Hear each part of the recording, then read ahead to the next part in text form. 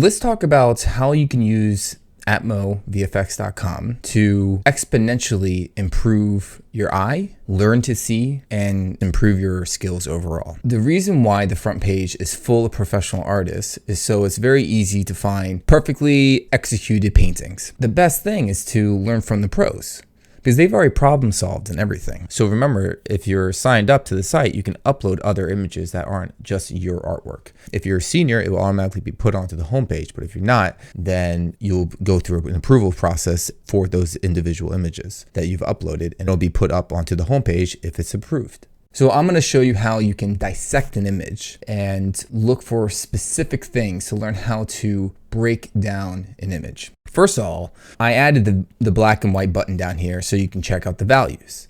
This is extremely important because now you can instantly see that the values clearly become brighter, or the blacks become lifted and brighter versus the foreground, right? You can see where they apply the fog more easily. You can see where the darks are more contrast versus the brights. It makes things easier for you to see. Another thing you can do is actually step further away from the computer and squint your eyes, and you can see how some of these images blur into giant black forms. So you can see the big blacks and the brighter there. And his painting basically just does it already in its painting, where it's just big chunks of values that are next to brighter chunks of values. Let's go back to color. Let's pick this image. What's making this such an impressive image? First off, he has tons of layering between the mountains. They feel like it's going further back into the distance because if you look at the values, it's going further back, because the further back you go, the brighter the blacks become. And that's just due to atmospheric perspective. You see he has excellent executed scale, okay? He has a foreground where he has these rocks in the foreground, and then the same type of rocks are becoming smaller and smaller into the distance. So if you look at the further ones, it actually becomes just a solid silhouette, essentially. So you get the sense of the massive scale. Now, what tends to happen with a lot of artists is that once they get the values down, so those, like, let's say they make a silhouette like this and silhouette that, they get all the values working, but then they start adding so much fog and just basically muddy the whole image. So what he does tastefully here is he adds some fog, but he only leaves it in areas and still shows the rest of the form. So what he's doing is essentially doing a soft edge versus a hard edge. If you had just hard edges everywhere, it becomes very noisy and it doesn't feel organic. There's lower fog and there's fog that goes into the depth, and then there's fog that goes up, and you can see that's what he's doing here. It tapers off. It's part of what he's doing between the hard edges versus soft edges. He's incorporating that strategy with the fog rolling in and producing it lower and tapering it off at the top. So it's wide depth fog going into the wide direction. I like that he also incorporates a river in the back that helps with the perspective distance as well. Now, if you look at the gradient that's going on here. So he has the sun peeking through back here, and there's a fall off that goes from warm to cool. And there's also that gradient of dark to light going back. So you have to think about when you shine a flashlight on a wall, you see the bright spot on the wall, right? But then it goes off and fades off as the light tapers off. It's the same thing that's happening with the sun here.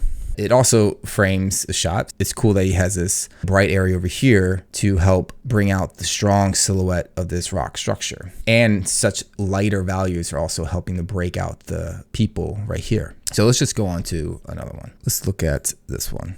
With this, you can see he executes the values really well. I've noticed that a lot of students try to do this, but they don't tend to push it enough, or at least they aren't layering subtle value shapes. If you look at this piece right in here, he added the brighter value there to help cut it out. And that value versus that value helps with it pushing back, and also the scale is helping it push back. I've noticed that a lot of students or juniors will maybe take like a cliff here, and then they'll just have it one value, but they don't actually have it fall off into the distance. They'll just be like, okay, I know that in this midground it's supposed to be a value, and then I'll have the background mountains be another value, a bit lighter, but instead of having a gradient fall off. Look what he does here. Like he'll have, for instance, it's darker here, And this is a clever move. So for me, what jazzes me is the cleverness that he does here. We're adding a light spill right there, and then having shadow here. So it's a light versus dark. So this is creating a separation between this layer versus that layer, right? And then he wants to show it go into the distance even more by adding more layers. So he'll add some highlights here and extra haze there. So if you look at this highlight versus that highlight, this feels more front because these tiny values right in here, that value right in there is actually lighter than that one. And the highlights come through because it's behind something dark. And then he adds extra bits of pieces going into the distance. So more layering of that hill. This piece feels massive because it's a big plane and you see the trails coming in through here, right? So that also helps lead the eye go into here. And it makes it also feel like there's life to the image, that there's a history behind it, right? Maybe there was a road or someone was there. There was a path or something. And it helps guide the eye into that place. And it helps also with the scale, right? He just makes it feel massive. So he has this big ground of plane and small trail. So you already know that there would be like probably tiny people back there. And then he has this big ass structure that is going to be massive if you were on the ground from that perspective. Now he helps make that structure be even bigger by having these little bits as well and small bits inside of it. So he has a cool silhouette from these structures, and then within he has smaller pieces. So if you look around here, there's the big, medium, small shape. So in nature, you'll notice that a lot of formations, you'll have like the big structure, and then you have a medium structure around it, and then smaller stuff, and then even smaller stuff. Imagine if it was just this structure and these chunks over here, and that was just not there. It wouldn't be as natural looking. It would just be like, that's just sticking up out of nowhere, right? So you have this big structure, then you have these medium-sized structures in here, and then you have the smaller structures and smaller ones here and smaller bits inside of it to help it feel even bigger and more natural. Now, what helps him give the details is that he has a highlight to separate that there's a piece there in front of something else. There's some detail here with the shadow breaking. Like he uses strategically the sun coming in through here to help show more detail, so it's not just dark, right? Same with this. So imagine like you had this area just painted out, and then you just started lassoing in some areas with highlights to help pop in bits that are catching the light. And that just shows that there's a bunch of detail in the structure, and it helps show more form to the structure. So it's not so flat. There's more shape in the piece. So you can see a line go here and then going back. So basically you can feel that rectangle cubic structure in it. The shadows casting across also help with the layering going back. If you were in a hallway and you see the lights on the ceilings that go back and back and back, there's not much atmosphere there, but you see the scale of the light going further into the distance. You can imagine it like that. So it's basically happening here. You have big highlight here, then shadow, and then these shadows get smaller, and then they just conquer together because this is all piling and goes off into the distance. This is cool because he is covering this area in shadow to help the focus stay here. Everything that he's doing is on purpose. These highlights here are helping it lead the eye going into the structure as well. It's not just all in shadow. This highlight here is pushing it in that way as well. There's always a purpose for everything. And it's nice that he has dirt build up on the grass on the bottoms to help it's inside the dirt. It affected the ground. There's damage on the ground. This is more shadow in here, and there's less detail in here because look at the difference here. So you have the mud, not much grass here. Then you have this in shadow, even though there is grass, but then the highlight is here. So he's creating contrast between not much detail here versus detail here. And that is creating contrast to help the eye go here. So there's not much detail in here, right? He keeps this space empty. This is more readable, right? These have less detail because that's going off in the distance, because that's what would happen with atmosphere and atmospheric perspective and things getting smaller. You don't see as much. So that helps separate these from that. And he also keeps this very not much detail going on in here because all the focus is supposed to be here. Remember, this is on screen for 2 seconds probably. And it's probably even zoomed in and all this other action going on. So you have to be able to make it readable right away. Let's go to the next one. If I wanted to do, let's say, building tab, sunset tab. So now we're going to search for this because now you have a project and you have to do a building in the sunset. Now you're going to get ideas from pros. Let's see here. So let's check out this painting. And it's always great to look at the classical paintings. And you can see the same rules applying here. You have this big structure here. So that's in shadow. You have the trees over here that are darker than that. So it shows that's in front. And you have the scale of these deer and the tree instantly telling you like how big everything. So you have the combination of the trees, the deer, and the broken tree here, knowing this is the scale. This is, you can relate to that. Then you have these ginormous structures or cliffs. So you know they're big because these are telling you they are big. There is layering going on here because you have this, you have the water curving into an S shape here. And they're doing that by having this layer here with the darker bit on the bottom and the light bit there to show that it is above the water, and the highlight is touching the bit, the top of it, to show that it's the form. So that's there, and then it's on top of another line that is going across here with less detail, but it's still a lighter value but darker value than the other ones. And then the other ones are behind it, these trees, with lighter values, and they're squishing. So this here has this big gap here, right?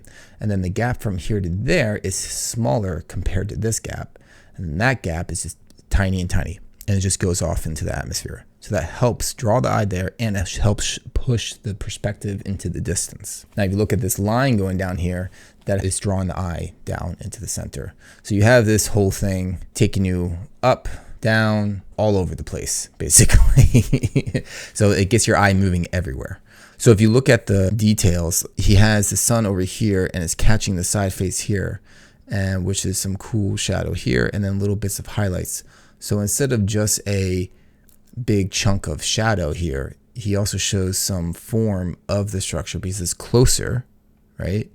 And it gives him more interest instead of just a big chunk of blackness. So in here you have some, it's all in shadow, but still showing some form in it. That bit helps lead the eye back down. So sunset is warm, and you have the orange, this yellow, and then as the yellow tapers off, it goes more into the cool. So you see the warm go into orange and then into the purples and more into the purples and blues. You can do to really break down the images and to show yourself what are the colors in the blacks and the whites. These are the techniques that will really train your eye super fast. So I don't have it built into the site. You can do this in Photoshop. Hope I can get it implemented into the site so you don't have to do it. There's work to be done. So I'm gonna take a screenshot of this. All right, so we have this in Photoshop, and what can you do? What I would first do, and this is what I do with all my work, I put a levels adjustment at the top, and I want to see, are the blacks consistent across the board?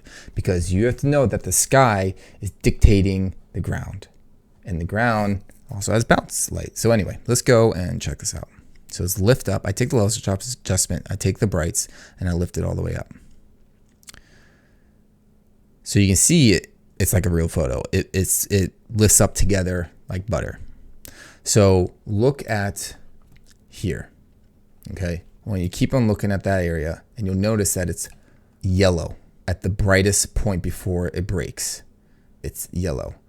It's not blue. It's not, let's say if I did this, it's not green. Whoopsie, wrong one.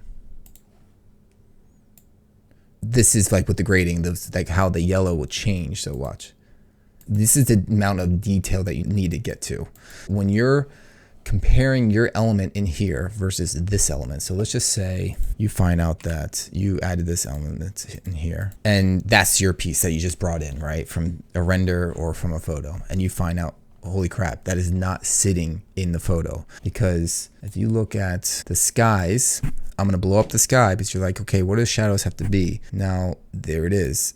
It's super yellow, and you can compare, and then you can see the mountain in the distance, yellow as well, and then that becomes the same yellow, and it happens all the way across, even in the foreground, it becomes yellow. The big thing here is that this is now how you can tell, okay, is my image sitting or not? And it's not, clearly. You can see this is exaggerated, obviously. But so let's just do a little bit of this off. Let's just say it was like that, okay? So it's slightly off. And you lifting it up, I'm looking over here. And you can see it still has that gray. It's not as bright as that. It still has some of that green, right? So you want to take that out from the image. Well, another cool thing is you can check the brights. So all the brights, if you look at this, they're all red. They're all consistent across the board. It's not going to be, so let's say I lift up the brights on here to like green, right? You can see even like just a little bit like that. Let's do, so yeah, you can see the greens are coming in there. It's sticking out there, obviously. So that's something that you would know, okay, I'm breaking the image to see if something doesn't work, if it doesn't fit. A cool thing also is that you can see the atmospheric perspective. So yes, you have the black and white value, but you can also check it like this. This is Z depth. So you're lifting up the blacks, right? It should blow out first. And this is doing it correctly. It's starting in the back here. It's eating away at the image as you lift it. And then the very last thing are the foreground elements that are getting eaten away. And another thing is that you can also tell when things are too bright. So if you look at this and that, they go black at the same time, and they're almost since those are white rocks, they're almost as bright as the clouds. The clouds are super bright because they're white, right? And they're in the sky next to the sun. And you could tell that the white bits are going to be the last on the ground to go down, but the clouds are red, the white bits are red, and the rest, if you're going to be comparing this structure with the other colored structures, they should be the same, right? And they are. It's happening there. All right, so another thing is hue saturation. You want to know if a piece is saturated consistently across the board, or at least your element compared to another element is the same saturation. You always want to pick your spots and compare it specifically to what you're trying to change or check. So everything's breaking at the same moment. So what I mean by that is let's look at that element over here again. If I increase saturation to here, just a little bit, right? So what I would do is I would take this and compare it to this area and see if it breaks at the same time. So you can see that if you look at this closely, it doesn't continue to have room to have more saturation. So you see it doesn't change anymore at this point. Now, if you look over here, it still has some breathing room, right? So what you would do is that you would go to the point of where this ground is breaking, which would be around here, and lower the saturation to the same breaking point as that, while it's still in this mode. It's the same thing as with when you're in here. When it's still in this mode, you want to just move the blacks a tiny bit. It could literally be just a black, an arrow key moving it up like that, just like a tiny bit. And you'll see it sits in the world way better just by that tiny bit of change. And that's the difference between photorealism and not photorealism. So that's what you do. You'd have that on the top and leave it on as you're changing. And sometimes it doesn't work perfectly, but this is what trains your eye to see things faster as you're painting and something else to fix, instead of trying to like get lost. What do I do? As you do this and break your image, you will train your eye a lot faster. And you should do that with my site all the time, just to be curious of what are these pros doing that's making it so good. Why do I like this image so much? It's because the haze of this is so smooth. It's not like this has a nice value versus that value. Like it's not strikingly bright. And he did that because it's overcast, like the haze. Like, what is it that you like so much about it? Is it because of these small details here versus that? It breaks off. He has the path going there. Like these, you need to question this and then try to implement it into your art. So it's not like you look at their image and then copy it one to one. No. You say, well, you know what? I really liked that he had this going off the image there. I'm going to try to do that with my building or something. I like that he has this cliff here, but then broken off into there, and then these little divots going off in there. I'll probably implement something like that with mine, but it's not going to look the same. You're just being inspired by his artwork and learning from it to help you improve your stuff. What you could do is go on the homepage, type in, if you have a project, let's say I have a project with trees, mountains, or snowy mountains, and building, or I say castles.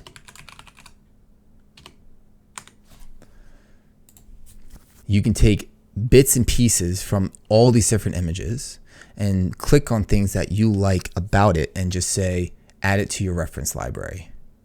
Now you will have your own reference library of these images in a folder in your profile that you can just look back and check them all out in black and white for things that are related to your work, because you should always have reference images as you're working.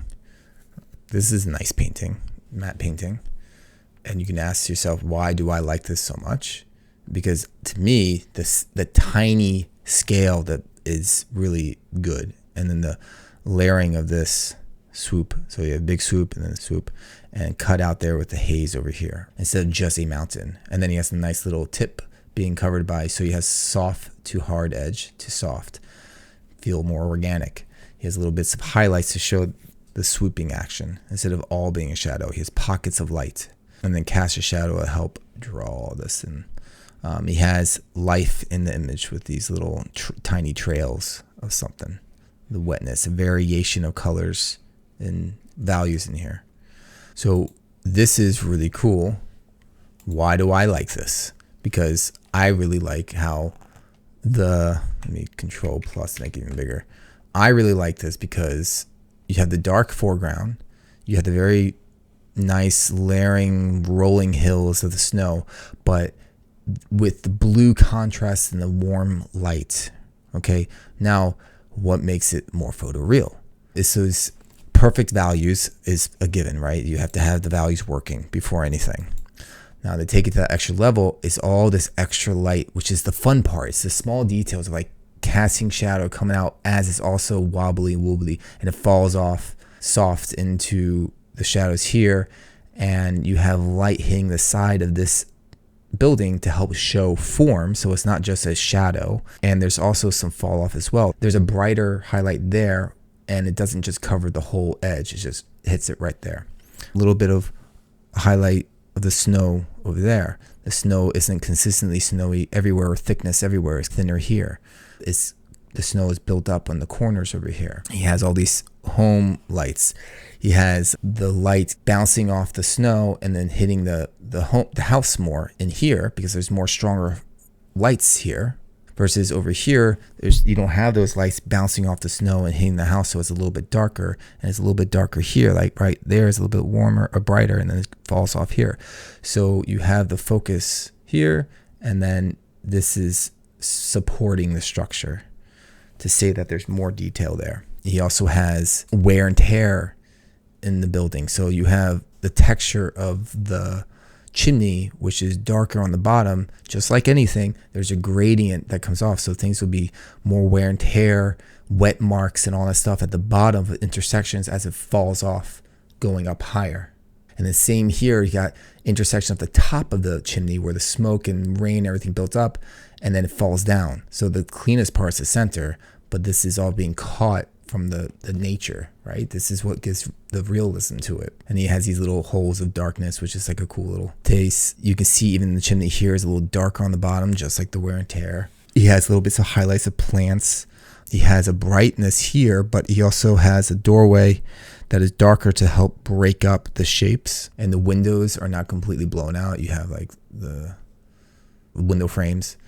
This is what you can do, is just go through the images, check out the wear and tear on the corners and the gradients. Life has gradients everywhere. And when you look at it, you'll see it everywhere. And in textures, in haze, in lighting, in detail as well, big, medium, small, falling off kind of stuff. Gradient is an important part of giving that realism to it. This is cool. I just want to point out real quick. There's also a gradient that goes on in liquids and glass, and it's called fresnel. And essentially, if you go outside right now and you look straight down into water, you'll be able to see right through it as it's looking straight down.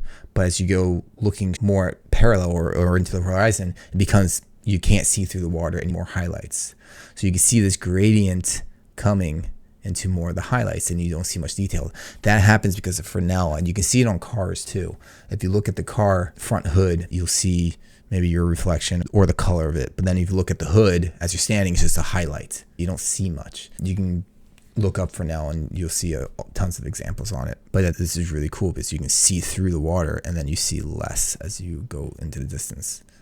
Because as the water is becoming more horizontal to your eye, the highlights and the fresnel becomes more obvious. Anyway, so I just did this off the cuff. I might have missed something, but if you have any questions, if you want me to review more things, let me know in the comments, because I did not plan this at all. I just decided to do this. Let me know. Bye-bye.